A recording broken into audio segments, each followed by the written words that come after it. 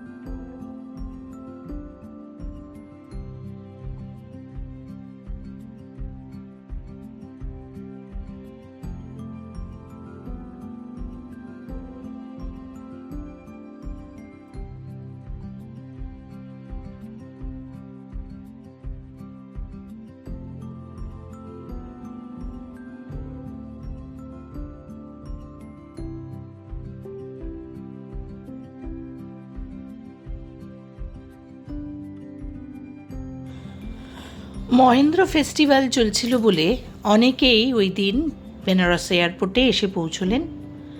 আমার ছেলের সরোদের বাক্সর মতন আরও অনেক বাক্স নিয়ে অনেক কেউই এয়ারপোর্ট থেকে বেরোচ্ছিল।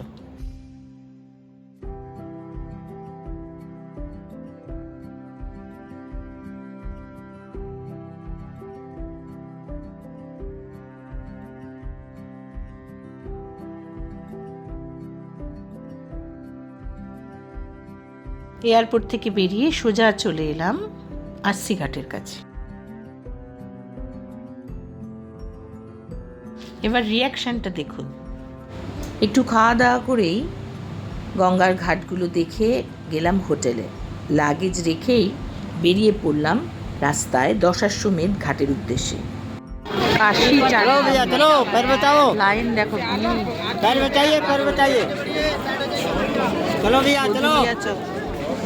দশাশ্বমেধ ঘাটে চলেছি আরতি।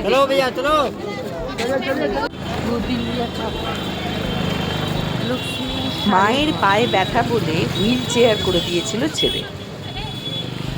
বড় বড় বেনারসি শাড়ির সব দোকান।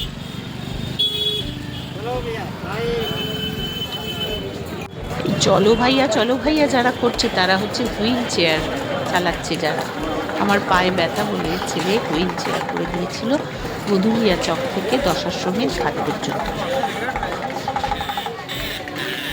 হুইল চেয়ারে বসে ব্লগ বানানোর চেষ্টা বোধহয় আমিই করেছি, আর কেউ করেনি।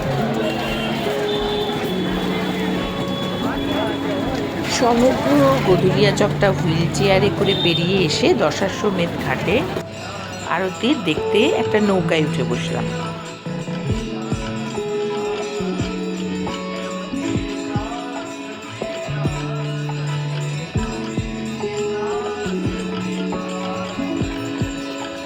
একটা নৌকোর উপরে বসে আমরা আরতি দেখছিলাম। সে যে কি অপূর্ব অনুভূতি, কি অপূর্ব একটা ভাইব, সেটা সেই মুহূর্তে যারা ওখানে উপস্থিত ছিল তারা ছাড়া কেউ অনুভব করতে পারবে না।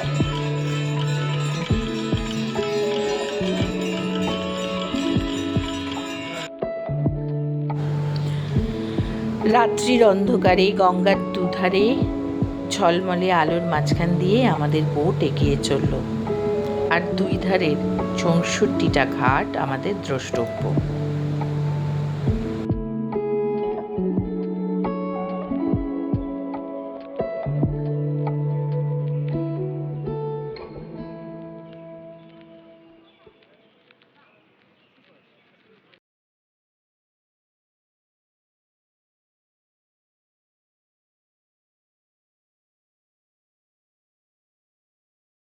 মা বেটার মন তখন অদ্ভুত এক আধ্যাত্মিক অনুভূতিতে ভরে উঠছে।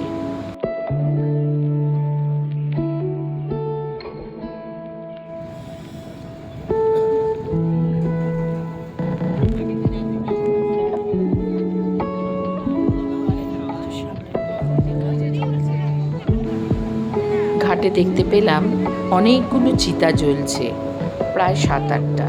বুঝলাম এটা মণিকর্ণিকা ঘাট। মণিকর্ণিকা ঘাটের জ্বলতে থাকা 7টা চুল্লি বারবার মানুষের জীবনে হাসি কান্না, সুখ দুঃখের অন্তিম অবসানের গল্প বলছিল। মনে হচ্ছিল এই তো জীবনের সর্বশ্রেষ্ঠ পাওয়া, এই জীবনের শেষ আর শুরুর মিলনস্থল। কি অপূর্বভাবে পাশাপাশি সহাবস্থান করছে। আমাদের বোট এগিয়ে চলল। পাশাপাশি অনেকগুলো ঘাটেই আরতির ব্যবস্থা করা রয়েছে। তার মধ্যে উল্লেখযোগ্য হলো দশাশ্বমেধ ঘাট ও আশি ঘাট। গঙ্গার তীর ঘেঁষে আমাদের বোট তখন আস্তে আস্তে এগিয়ে চলেছে বারাণসীর রূপ দর্শন করতে করতে। প্রাচীন স্থাপত্য আর ধার্মিক ঐতিহ্যের এক অপূর্ব মেলবন্ধন এই বেনারস শহর। মুসলিম সম্প্রদায়ের আর্কিটেকচারও দেখতে পেলাম এখানে। পুরনো অনেক হাবিলি রয়েছে যেগুলো সুন্দর করে আলো দিয়ে সাজানো হয়েছে। এগুলি এখন হোটেল হিসেবে ভাড়া দেওয়া হয়। সুন্দর করে আলো দিয়ে সাজানো হয়েছে পর্যটকদের জন্য। বেনারসের একটা জিনিস লক্ষ্য করার মতন, এই বিস্তৃত ঘাট পুরোটাই অপূর্ব সুন্দরভাবে লাইট দিয়ে সাজানো আর একদম পরিষ্কার পরিচ্ছন্ন, যা চকচকে।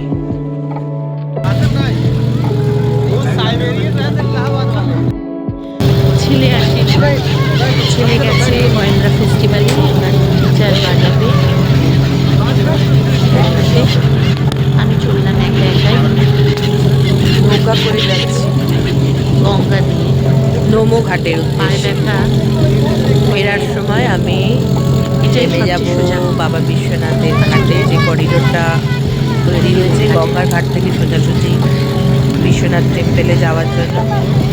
কি অপূর্ব সুন্দর দৃশ্য।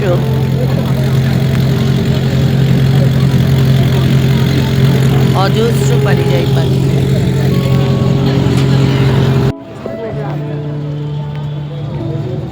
নোমো ঘাট, প্রণাম করছে কেউ একজন। এরকম একটি মডেল বানানো রয়েছে।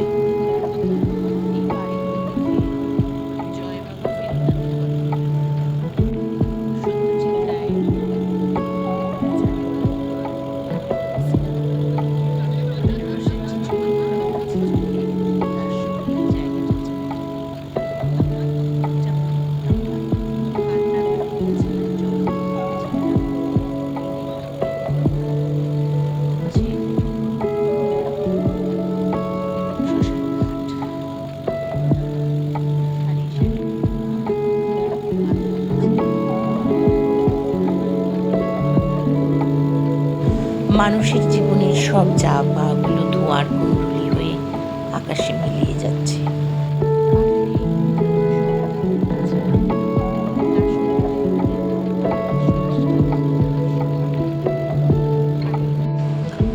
অবশেষে এসে পৌঁছলাম নিউ করিডোর দিয়ে মন্দিরের সামনে।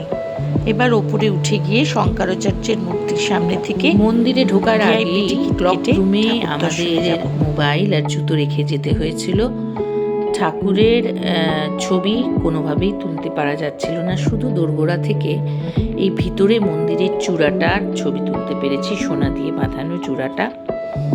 খুব সুন্দরভাবে বাবার পুজো দিয়েছি। ভিআইপি লাইনে দাঁড়িয়ে থেকে সুলভ দর্শন বলে টিকিট কাটতে হয়, অনলাইনেও পাওয়া যায়, ওখানেও পাওয়া যায়। এবার তো খেতে হবে, প্রচণ্ড খিদে পেয়েছে। এখান থেকে বেরিয়েই এবার খাবার জায়গার উদ্দেশ্যে রওনা দিলাম। ছেলে আসছে, ছেলের টিচারের কনসার্ট তখন শেষ হয়ে গিয়েছে। আমিও মন্দির থেকে বেরোনোর প্রস্তুতি নিচ্ছি।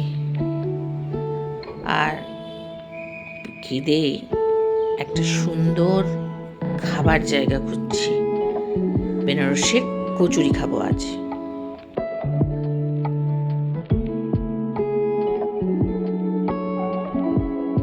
এখন বসে আছি বিশ্বনাথ মন্দিরের 4 নম্বর গেট থেকে বেরিয়ে বালাজি জলপান বালাজি জলপান প্রচণ্ড খিদে পেয়েছে।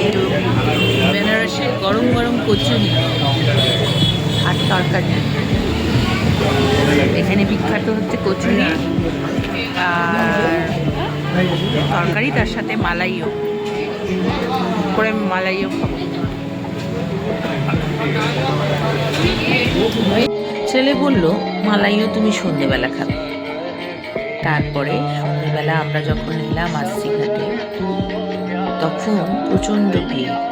একদম সামনে থেকে দেখার জন্য ছেলে ভিআইপির টিকিট কাটলো। সামনে বেশ কিছু বিদেশিদের সঙ্গে আমরা এই আরতির অংশ হলাম। আমাদের নামে সংকল্প হলো এবং আমাদের প্রত্যেকের গলায় উত্তরীয় পরিয়ে দেওয়া হলো। একদম সামনে থেকে আমি আর ছেলে আশি ঘাটের অপূর্ব আরতি দেখলাম। বেশ কিছু বিদেশি মানুষ আর আমাদের গলায় উত্তরীয় পরিয়ে দেওয়া হলো কর্তৃপক্ষের পক্ষ থেকে।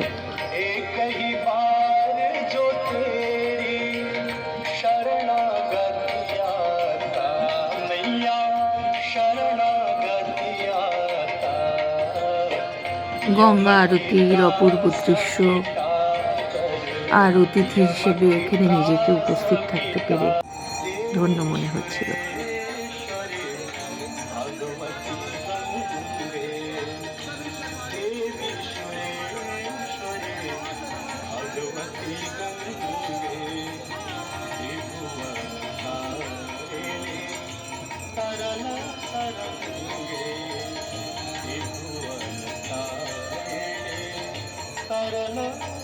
আর একটা বিষয় যেটা না বললেই নয়, এই যে গান হচ্ছে এগুলো কিন্তু মাইকে নয়, এটা পুরো লাইভ হচ্ছে।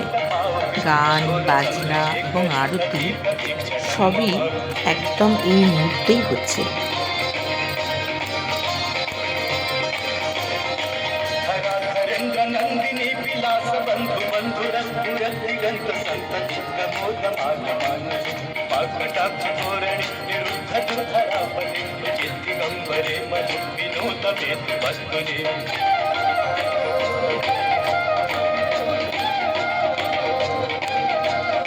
আরতির পর আমি আর ছেলে আস্তে আস্তে উঠে রওনা দিলাম মহেন্দ্রা ফেস্টিভ্যাল যেখানে হচ্ছে। দেবস্মিতা আমাদের নিমন্ত্রণ করেছে ওখানে যাওয়ার জন্য।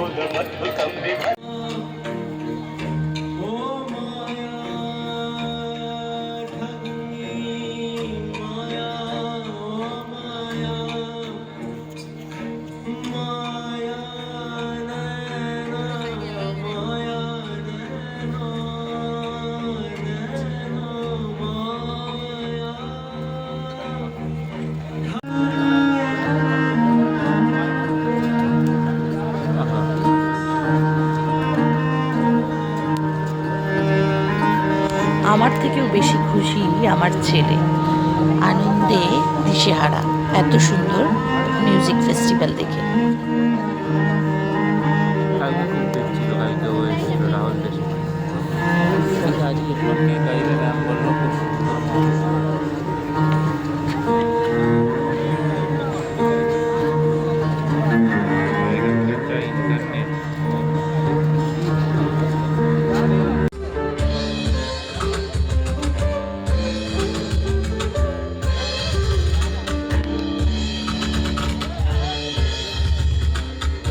মধুরও তোমার শেষ জিনা পাই, এখান থেকে উঠতেই ইচ্ছা করছিল না, কিন্তু হোটেলে ফিরতে হবে, রাত্রিরে খাওয়া দাওয়া সারতে হবে।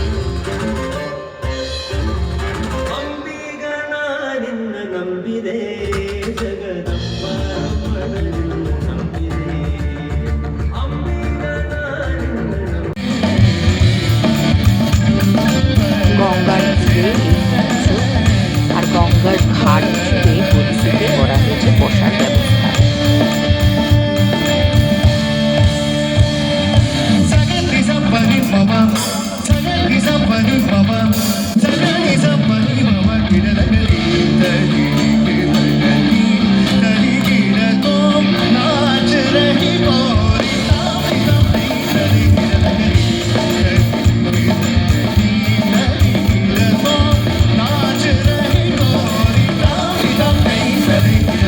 ছেলে অনেক গড়রা দিচ্ছিলেন, কিন্তু আমি এসেছি মা দিচ্ছিলেন উনি গঙ্গা, অনেক রিটেকের পর, রিটেকের পর। মা গঙ্গা লস্যি ভান্ডারে, এটা 80 ঘাটের কাছে। 80 घाटे से बनारसी मलाइयो, ये आप मलाइयो खा रहे हैं। হ্যাঁ, আমি বেনারসি মালাইও খাচ্ছি, এটা অপূর্ব খেতে, উপরে পেস্তা টেস্তা দেওয়া, একবার খেলে বন্ধু করবেন না। চলে আসুন 80 ঘাট। এটা কেবলমাত্র এই শীতকালে পাওয়া যায়। বেনারসের মালাইও কেবলমাত্র শীতকালে বানে। কি করে তৈরি হয় দাদা বলে দিন। Santosh Yadav, my name is Santosh Yadav and Banarasi malaiyo famous 80 Ghat के पास 80 घाट माँ गंगा लस्सी भंडार। कैसे बनते हैं ये दूध को जो है गर्म करके इसको जो है ओस में रखा जाता है, उसमें खुले मैदान में, खुले मैदान। डाली से ढक के रखा जाता है और सुबह मॉर्निंग टाइम में इसको जो है केसर, पिस्ता, बादाम, इलायची हाँ। और क्रीम मिक्स करके इसको जो तैयार किया जाता है और फिर इसके बाद फेंटा जाता है। फेंट के जो है इसका फैट ऊपर निकाल के उसी को मलाइयो कहा जाता है। बहुत अच्छा, मैंने खा लिया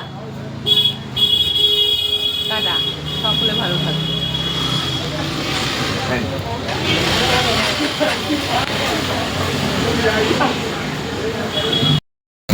ঠাকুর রামকৃষ্ণদেব বলেছেন যে ঈশ্বরের ইচ্ছা ছাড়া গাছের একটি পাতাও নয়। সেই কথাটা যে সর্বৈব সত্য তার প্রমাণ। আমাদের আজকে সন্ধ্যে 7টার সময় ফ্লাইট ছিল। আমি সব গুছিয়ে টুছিয়ে নিয়েছি, ব্যাগ ট্যাগ। তার মধ্যে হলো কি হঠাৎ মেসেজ এলো যে আমাদের ফ্লাইটটা ক্যান্সেল। তার নেপথ্যে কারণটা বলি। কি হয়েছে যে আমরা বাবা বিশ্বনাথের মন্দিরে পুজো দিয়েছি, কিন্তু কাল ভৈরবের মন্দিরে পুজো দেওয়া হয়নি। হলো কি মনটা ফুটফুট করছিল যে কাল ভৈরবের মন্দিরে পুজো দেওয়া হলো না। দেখো তিনি কি করলেন, আমাদের ফ্লাইটটা ক্যান্সেল করে দিলেন। বললো আমাকে পুজো না দিয়ে তো যাওয়া যাবে না বেনারস ছেড়ে। তো আমি বেরিয়ে পড়লাম 80 ঘাটের উদ্দেশ্যে। সেখান থেকে নৌকা করে আবার পুরনো কাশী দর্শন। আর আমার ছেলে গেল ওর টিচার দেবস্মিতা ভট্টাচার্য সরস্বতী, যার আমন্ত্রণে আমাদের এই বেনারসে আসা। ধন্যবাদ দেবস্মিতা, তোমার অনুষ্ঠান না থাকলে আর আমন্ত্রণ না থাকলে আমাদের এই বেনারসে আসা হতো না। ভালো থেকো সকলে।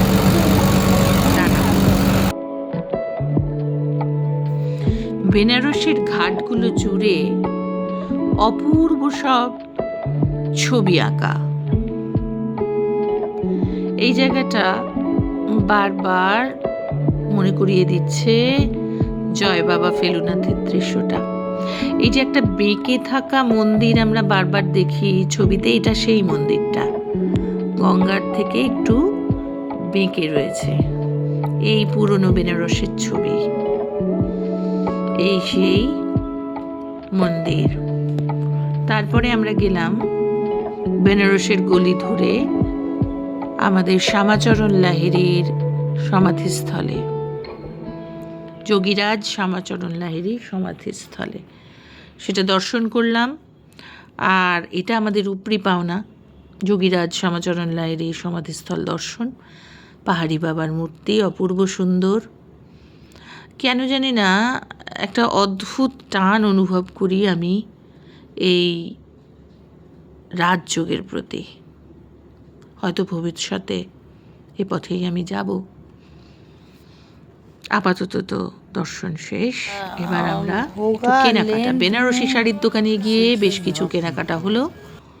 শ্রীকৃষ্ণায় বাসুদেবায় হরয়ে পরমাত্মনে প্রণত ক্লেশনাশায় গোবিন্দায় নমো নমঃ। ছেলে গেছে কাশী চাট ভান্ডার, কাশী চাট ভান্ডারের সামনে বিশাল ভিড়। কৃষ্ণ নাম রিভু অতি কষ্টে এনেছে কাশী চাট ভান্ডারের দই ভাল্লা চাট। এখন আমি ফুটপাতে বসে খাবো, দারুণ খেতে। বেনারসের বিখ্যাত কাশী চাট ভান্ডার, তার চাট চাট আর টমেটোর স্যুপ। টমেটোর চাট আনিস নি? এটা দই পুরি চা। ওয়াও, কি সুন্দর দেখতে। আর রাত্রে কিছু খাওয়া যাবে না। কি অপূর্ব খেতে, কি অপূর্ব খেতে। এই যে এত লোকে এখানে লাইন দিয়ে দাঁড়িয়ে আছে, তার কারণটা এই চাটগুলো না খেলে বোঝা যেত না। সকলে ভালো থাকবে। পড়ে পাওয়া 14 আনার বেনারস ভ্রমণ আমার জীবনে এক অমূল্য স্মৃতি হয়ে থাকবে। স্মৃতি হয়ে থাকবে বাবা বিশ্বনাথের দর্শন আর শতাব্দী প্রাচীন ভারতীয় কালচারকে বহন করে নিয়ে চলা বেনারস শহরের অপূর্ব সৌন্দর্য। এবার ফিরে যাওয়ার পালা।